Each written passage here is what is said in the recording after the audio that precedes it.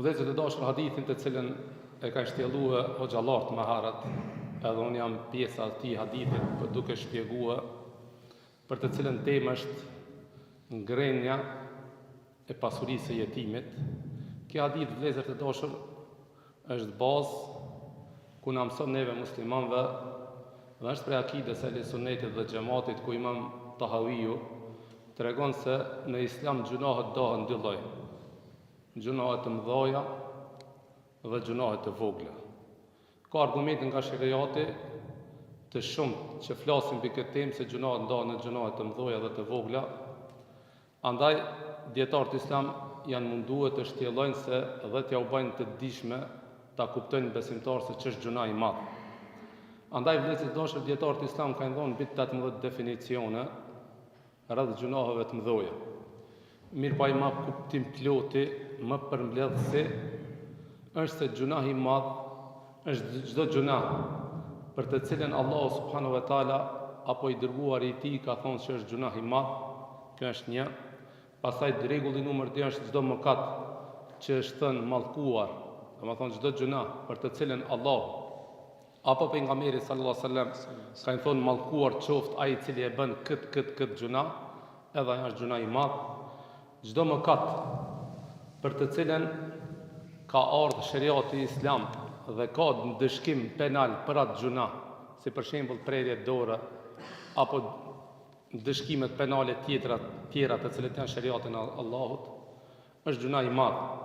Gjithashtu gjunah i madh është çdo mëkat, çdo gjunah për të cilën Allahu subhanahu wa taala ka treguar dhe na ka mësuar neve se në ditën e gjykimit personi apo individi i cili e vepron atë gjunah do të dëshkohet me zjarr të xhenemit.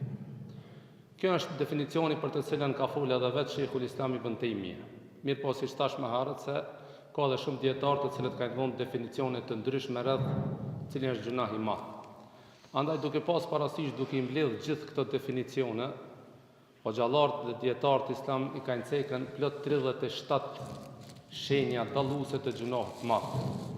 Edhe njerët e ceki, dietarët duke shtjelluar definicionet e gjunaheve të mëdha, kanë ardhur në rezultat dhe kanë thonë se i kanë cekën 37 alamete, 37 shenja me të cilët mundesh me dalluar një gjunah të madh. Do ta cekë një apo dy.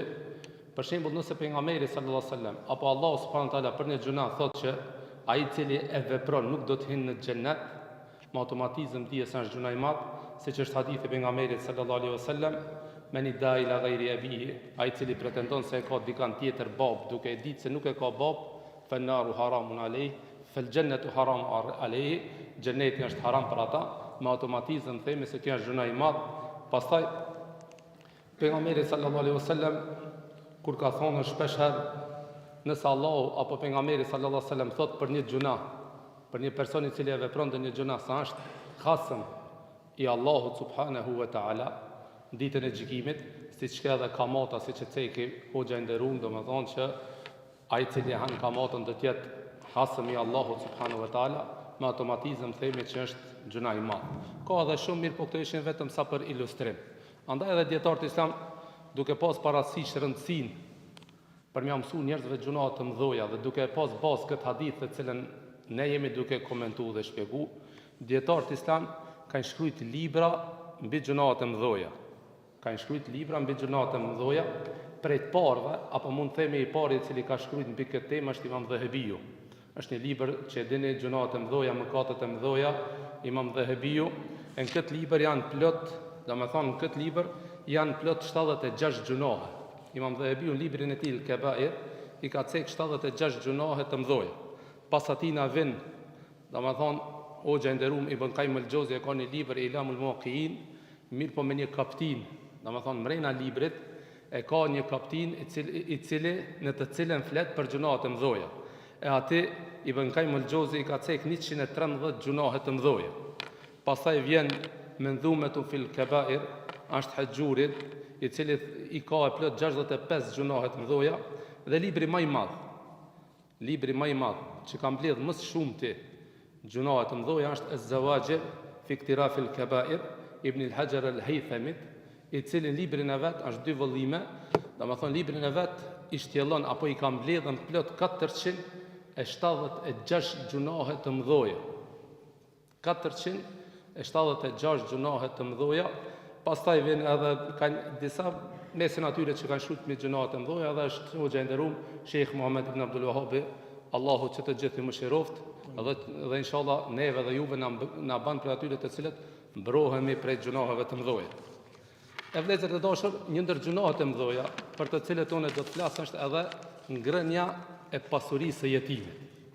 Fillimisht vëllezër të dashur duhet ta dimë se ç'është jetimi për ta kuptuar se për çfarë flasmi dhe për çka do të shpjegojmë ne. Jetim në shariatin islam është çdo person të cilit i ka dek baba dhe nuk ka hyrë mbyllëk. Edhe njerë po e potencoj, çdo person, çdo individ, çdo njeriu që i ka dek baba dhe nuk ka hyrë mbyllëk, ai person e merr statusin jetim. Ai person e merr statusin jetim. Dhe jetimet janë dy lloj. Ka jetima të vërtetë të realt, siç është ky person, një fëmijë që i ka dek baba, kjo e merr statusin jetim.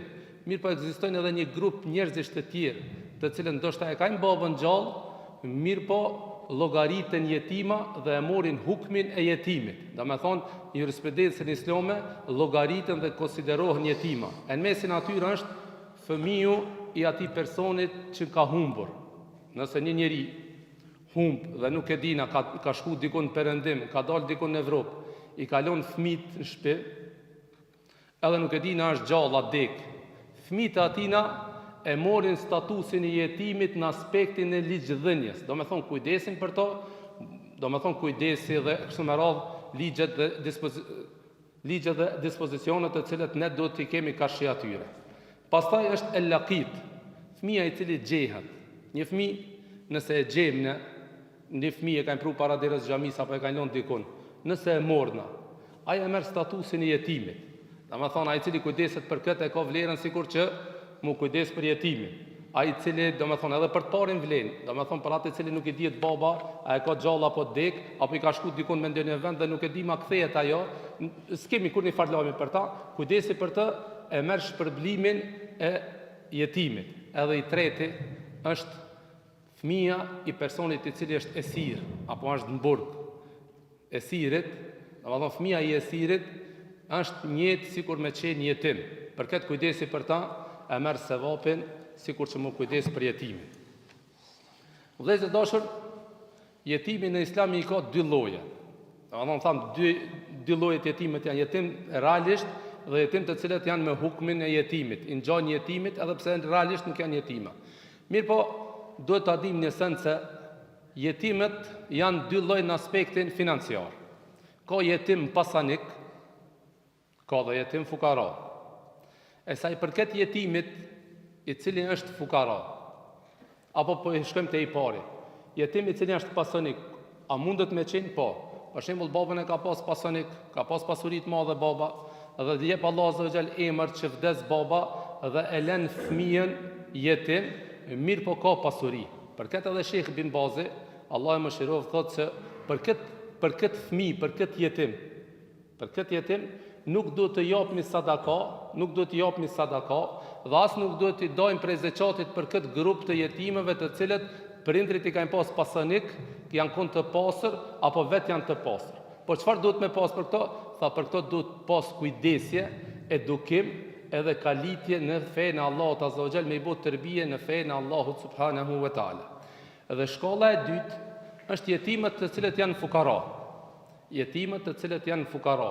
E jetimet të cilët janë fukara, prap vazhdon hoxha i nderuar Sheikh Bin Bazi, Allah e mëshiroft, duke thonë se për këto mund të japni sadakat të këto dhe mund të japni zeqat të këto, duke pas parasysh edhe hukmet, edhe vlerën e të cilën e ka kujdesi për to, siç është kujdesi për pasurinë e tyre, kujdesi për shkollimin e tyre, kujdesi për edukimin e tyre, kujdesi për udhëzimin e tyre, e këtë këto hinë ata ku thot pejgamberi sallallahu alaihi wasallam, ana wa kafilul yatimi fil jannati hakadha.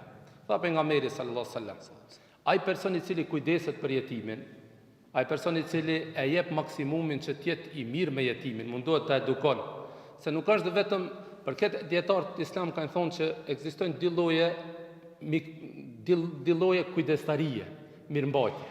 E para është me marr jetimin me shtin familjen tonë. Mukhalata. Më thonë, I vjen gjuna arabë mukhalata, është bashkim, përzirje me familjen tonë.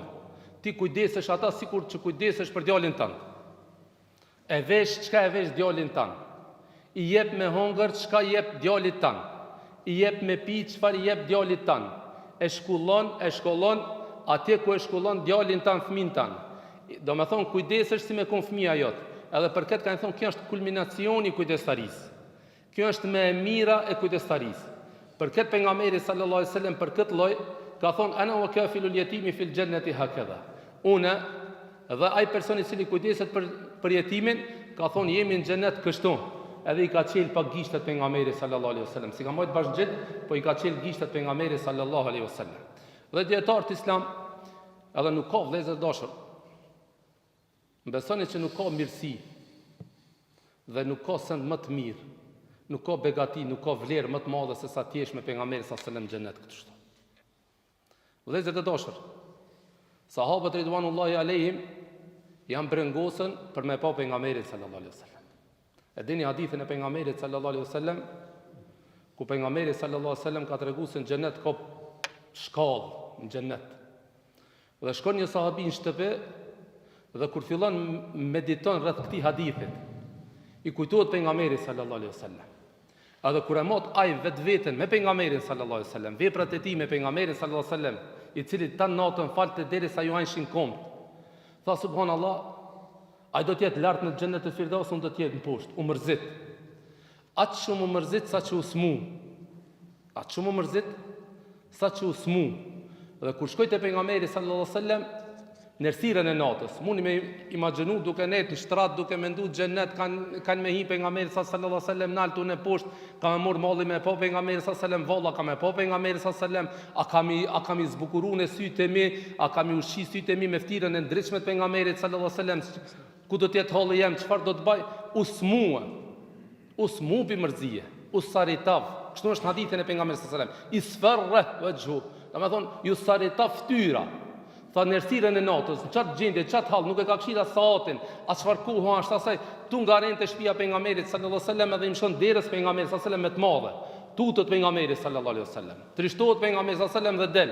Kur e shef këta, edhe thot pejgamberi sallallahu alaihi wasallam, çka ki që tu ka ver ftyra?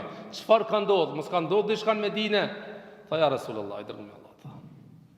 Hina në filman xhenetin Allah. Tha hina kurash me flet, tha hina në filman xhenet.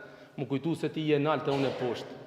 A ka me mujtë unë, tha brengën më të madhe që ka e kam, a ka me mujtë me të pa unë e ti në xhenet. Pejgamberi sallallahu alaihi wasallam tha, a për çket ke ardha? Tha po për këtë. Tha el mar'u ma man ahabba. Tha njeriu do të jetë me atë të cilin e don. Para mendon sahabët, kishte pejgamberi sallallahu alaihi wasallam një punë e vogël, një punë shumë e thjeshtë, të bën ti me kon kushim me pejgamberin sallallahu alaihi wasallam në xhenet. Andaj kanë thonë dietarët, kujdesi për jetimin, nëse nuk ka asnjë vlerë tjetër, përveç se do të jesh në këshillik me pejgamberin sallallahu alaihi wasallam, mjafton vlerë dhe mjafton nxitës që ti të kujdesesh për një jetim. Ti të edukosh një jetim, ti ta marrësh në mbikëqyrje një jetim. Andaj vëllezër dashur, e dini një rast tjetër ku pejgamberi sallallahu alaihi wasallam çfarë boni për një jetim. Hadithin e keni dëgjuar rastin e Abu Dahdahas. Abu Dahdaha është një shok I pejgamberit sallallahu alaihi wasallam. Erdhi një ditë një jetim te pejgamberi sallallahu alaihi wasallam. Dhe këtë nuk ja ka ofruar vetëm për këtë jetimit pejgamberit sallallahu alaihi wasallam. Erdhi një jetim te pejgamberi sallallahu alaihi wasallam dhe po ankohet për kushiun e vet, për fshiun e vet dhe po I thot: "O I dërguar I Allahut, e kam bëu një jetë me ndresh një mur përreth shtëpisë ku e kam unë. Mirë po më pengon mua një hurmë e kushijës. Ajo hurma është pengesë që unë mos më mujt me ndresh murin. Tha jam mundu, ja kam lipën, I kam thonë jep ma, s'ma ka dhona. I kam thonën po ta ble, ka thonë s'ta shes. A ka mundësi, tha I dërguar I Allahut ndërmjetësosh. E kur është për jetimin, pejgamberi sallallahu alaihi wasallam ndërmjetësoi. Masi tha është punë për jetim, tha unë do të ndërmjetësoj. Thirreni tha filonin. E thirrën ata, edhe pejgamberi sallallahu alaihi wasallam po I thotë o filan. a ja jep këtë hurmën këtij jetimit? Tha, jo ja Rasulullah, nuk ja jep.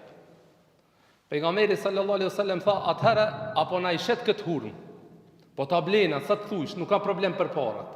Po ta blena sa të thush, vetëm t'ja plotësojmë dëshirën dhe t'ja zbutmi zemrën këtij jetimit. Se m'ja zbut zemrën një jetimit, me gëzu një jetim, është vepër madhështore, është vepër e begatshme, është vepër që Allah azza wa jall krenohet me ta. Çfarë tha? Tha, nuk e shes. Subhanallah. Provoj pejgamberi sallallahu alaihi wasallam me çështjet kësaj botës, më ja fal, jo. Me ja bletha, jo. Tha, po dalna me ahiret, ta shoh në helbet me ahiret, mos po na jep këtë hurmë. Po i thot pejgamberi sallallahu alaihi wasallam, tha, o filan, a ma jep këtë hurmë? Edhe une, edhe kush fol Muhamedi sallallahu alaihi wasallam, o ma yantiqu anil hawa in huwa illa wahyuha, nuk fol Muhamedi nga hamida, gjithë janë shpallet. Tha, nëse ti ja jep këtij jetimit një hurmë, Allahu ka me ta kompenzu me një hurmë në xhenet që kalorsi, nëse hec 100 vjet në hijen e sajna, nuk i del në fund. Tha, jo, se jap. Nuk e jap. Pranishëm ishte Ebu Dahdaha. Tha, o filan, tha, a mje mu kush jam? Tha, po të njofti Ebu Dahdaha.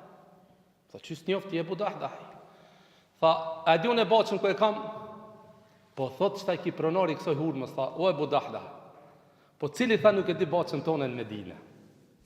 Baqën tonë janë 600 hurma. Jo një hurmë, 600 hurma. Baqën tonë e tha ka bunar. Lene që ka bunar është ujti, tha i ftofti ati bunarit. Lene që janë shti ftoft, tha aj bunar e ka dhe ujti në amël. Tha dhe plus asajna e ki një kala, e ki një shtëpi shumë të bukur, që nëse e përkthem bashkë prej arabisë gjuhë shqip, do me thonë, e ki një shtëpi që nuk i mungon asë gjonë.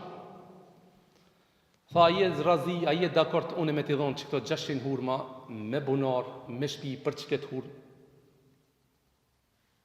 Tha, po, tha, i përhajnë në kuftë. Ja poni përhajnë Ebu Dahdas. U këthi Ebu Dahda nga pejgamberi sallallahu alaihi wasallam. Tha, i dërgumi Allahut. Qatë hurmën që e mura, a vlen edhe për mu me një hurmë xhenet që një kalor s'het 700 vjet? Pejgamberi sallallahu alaihi wasallam tha, jo. U që ditën sahabët. U habitën sahabët. Me herët tha, poshta, jo, po thot. Po thot, jo. Ebu Dahda u shtangë. Sahabët u shtangën. Mirë po vazhdoj pejgamberi sallallahu alaihi wasallam tha, jo, Ebu Dahda. Ti këtë bujarit të cilën e ki bohe. Allah o thashta, ma i bujar shumë se sa kjeti. Ti këtë mirësi që e ki bohe. Allah 100 herë është ma mirë njës për këtë vej për cilën e ki bohe. Ti jo e ki një hurmë. Allahu tha ka me ta kompenzu me shumë hurma në xhenet. Edhe thuhet se të shku në shtëpi, e shef bashortën e vet në baçe me një fëmijë në dorë, i cili e kishte marrë një hurmë, edhe e kishte shtin gojë pi ative hurmave të veta. Edhe i kallzoi bashortës vet, oj fisnike, dini sot çka kam bëu, e kam bëu një biznes, e kam bëu një tregti. Tha, çka ke bëu? Tha, e kam dhënë baçën, shtëpinë, këtë çfarë e posedojna me një hurmë në xhenet. Ama kjo ka qenë sahabi, kjo ka thith prej mësimeve të profetike të Muhamedit sallallahu alaihi wasallam. Se me i pas thonë, ne do një grujës tonë, Allah alem shka na kishtë thonë. Po kjo ka thonë, prej se të kam morë burë, prej ditës që jam martu me tije, kur punë më të mirë njëtën tonë s'ki bon. Heq punë më të mirë s'ki bon. Shpejtoj edhe kur ai fëmijën e vetë të cilën e kishte në dorë, i kishte 2 fëmijë, njëri e kishte krah dhe njëri në dorë, ai e zgati dorën ta morë një hurmë dhe ta shtijë në gojë. Nona vetë muri hurmën, janë nxjerrë për gojës, tha, o biri jem, let jetë vetë takimi jonë në xheneti Allahut subhanahu wa taala. E këtu është vlera e jetimit. E ngrënia e mallit të jetimit, me hongër pasurinë e jetimit, është gjuna i madh. Është gjuna shumë i madh. Përket pejgamberi sallallahu alaihi wasallam ka thonë, inma yakuluna fi butunihim an-nar. Tha, sa i përket atyre të cilët e hajnë pasurinë e jetimit, tha, inma yakuluna fi butunihim an-nar. Tha, barkët e tyre janë të shtije zjarr. Vëllezër të dashur, Allah subhanahu wa taala fillim të Islamit tha, wala taqrabu mal al-yatim. Mos ju afroni pasurisë së jetimit. Aq të bindshëm janë qenë sahabët në praktikimin e fesë, saqë kjo ajet ju ka dhënë vështirësi në jetën e tyre. Pse? Ato që kishin jetima në mbikëqyrje, ushqimin e bëshin veç për ato.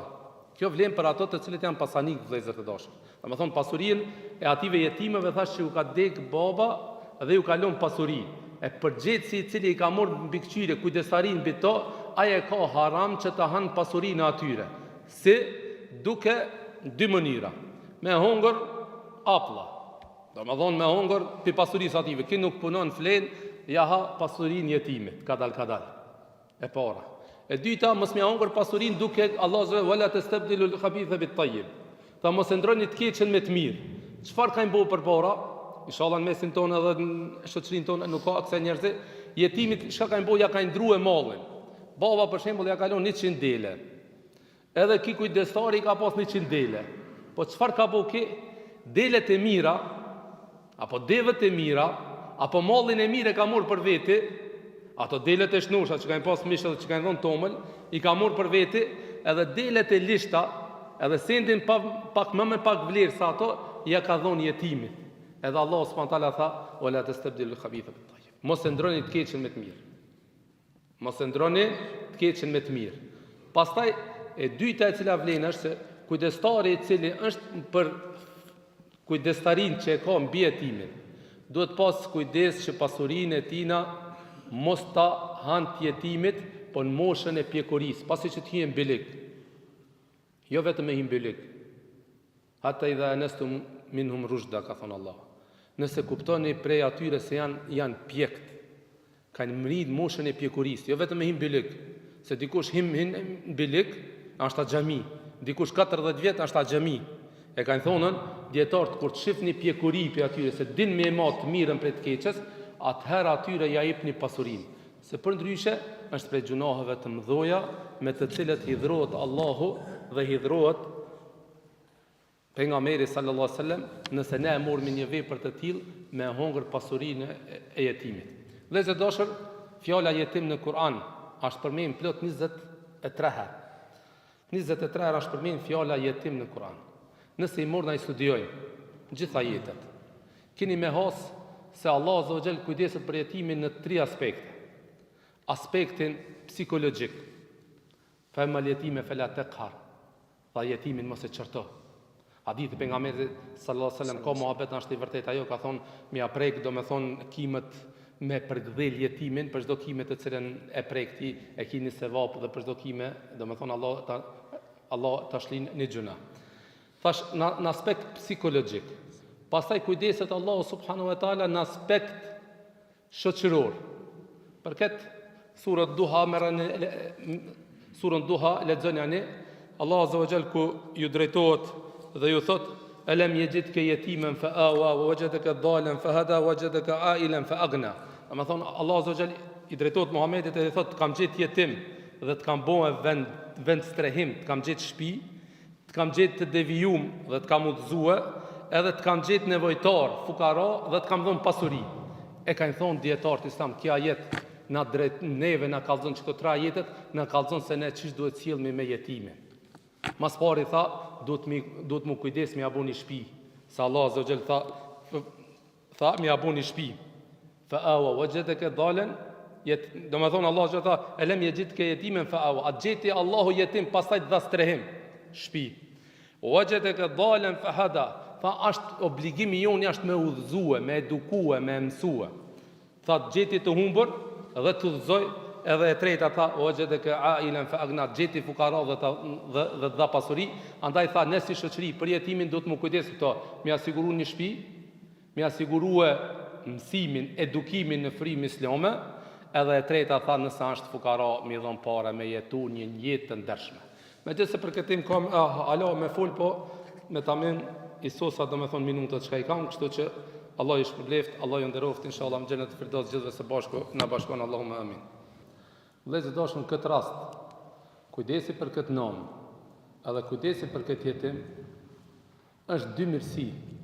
E para është hadithi pejgamberit sallallahu alajhi wasallam se ai I cili kujdeset për një të ve, që I ka dek burri, e ka sevapin ke ka imi, sikur një njeri I cili 24 orë falet, edhe e ka sevapin sikur një njeri I cili tan vitin apo tan kohën është agjerueshëm.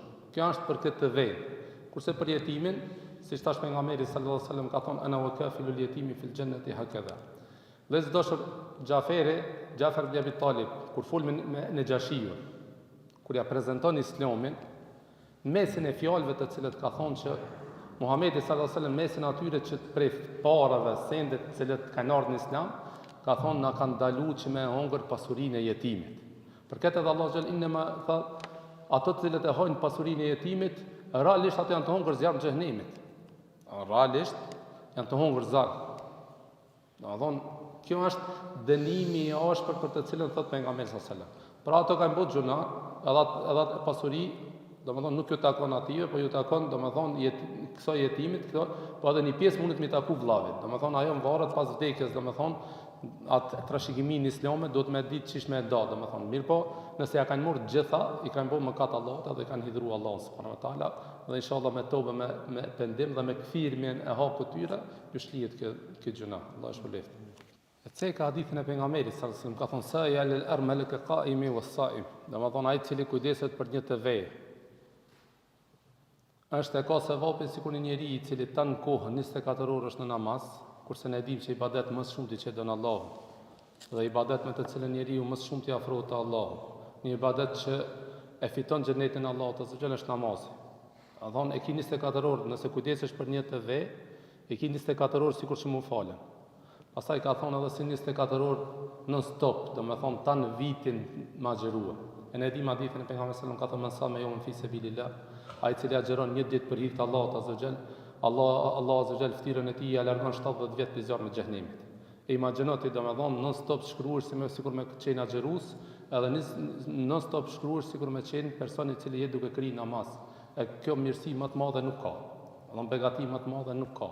Lusë në Allah azza xal që të na bën për atyre të cilët kujdesen në mënyrën më të mirë, formën më të mirë dhe më të bukur. Allah e shpëlbeft. Përveç kujdesit, që duhet më kujdes për motrën, s'pare motrës dëshmi ia dhon hisën.